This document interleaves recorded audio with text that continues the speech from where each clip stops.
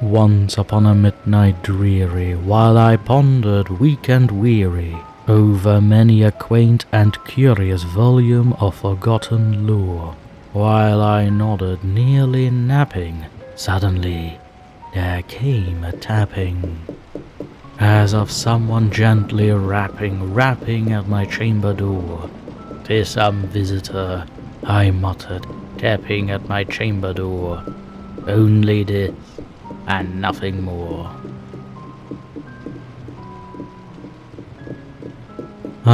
Distinctly I remember it was in the bleak December, and each separate dying ember wrought its ghost upon the floor.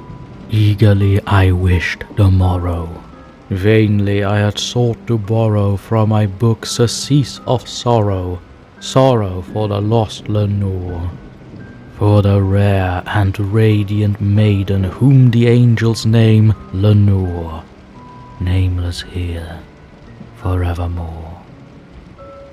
And the silken, sad, uncertain rustling of each purple curtain thrilled me, filled me with fantastic terrors never felt before, so that now, to still the beating of my heart, I stood repeating, "'Tis some visitor entreating entrance at my chamber door, some late visitor entreating entrance at my chamber door.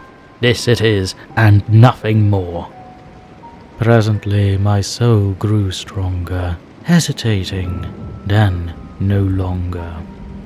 "Sir," said I, "or madam, truly your forgiveness I implore, but the fact is I was napping, and so gently you came rapping, and so faintly you came tapping at my chamber door, that I scarce was sure I heard you." Here I opened wide the door. Darkness there, and nothing more. Deep into that darkness peering, long I stood there wondering, fearing, doubting, dreaming dreams no mortal ever dared to dream before. But the silence was unbroken, and the stillness gave no token, and the only word there spoken was the whispered word, "Lenore?" This I whispered, and an echo murmured back the word, "Lenore." Merely this, and nothing more. Back into the chamber turning, all my soul within me burning, soon again I heard a tapping somewhat louder than before. "Surely," said I, "surely that is something at my window lattice. Let me see then what there it is, and this mystery explore. Let my heart be still a moment, and this mystery explore. 'Tis the wind, and nothing more." Open here I flung the shutter, when with many a flirt and flutter, in there stepped a stately raven of the saintly days of yore. Not the least obeisance made he, not a minute stopped or stayed he, but with the mien of lord or lady, perched above my chamber door, perched upon a bust of Pallas just above my chamber door, perched and sat, and nothing more. Then this ebony bird beguiling my sad fancy into smiling, by the grave and stern decorum of the countenance it wore. "Though thy crest be shorn and shaven, thou," I said, "art sure no craven, ghastly, grim, and ancient raven, wandering from the nightly shore. Tell me what thy lordly name is on the night's Plutonian shore." Quoth the raven, "Nevermore."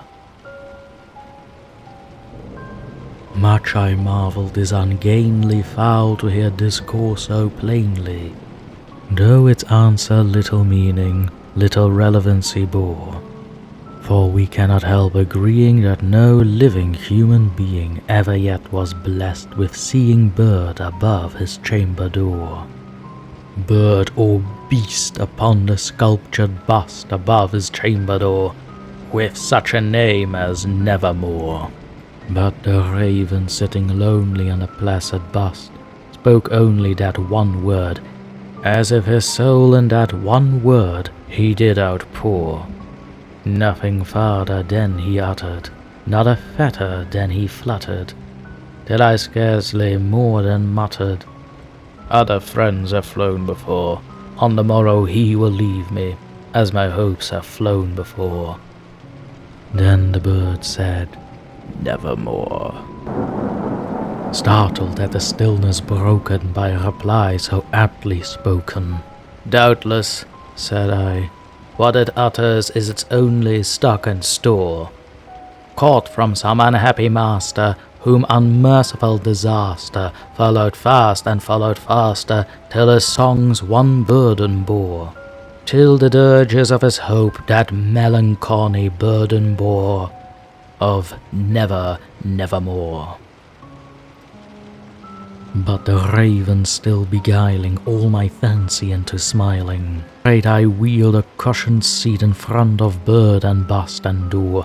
Then upon the velvet sinking, I betook myself to linking fancy unto fancy, thinking what this ominous bird of yore, what this grim, ungainly, ghastly, gaunt, and ominous bird of yore meant in croaking "Nevermore." This I sat engaged in guessing, but no syllable expressing to the fowl whose fiery eyes now burned into my bosom's core.